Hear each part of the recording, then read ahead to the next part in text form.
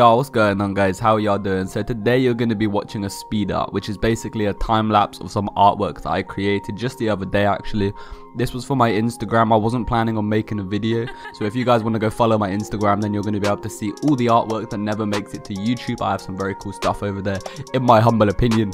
Anyway guys, today you're going to be watching this Mishko style artwork. It's layered with lots of kind of graphics. There's some halftone patterns, some paintbrush effects, and then I even had to go at editing it into that cool little video that you saw in the intro, and I included that in the time lapse. I haven't made a speed art in a very long time, but a lot of you guys are requesting for them to come back. They're not going to be replacing the tutorials. I'm going to keep doing as many tutorials as I can because I know that's the preferred option, but sometimes it's a lot easier for me just to upload a time lapse.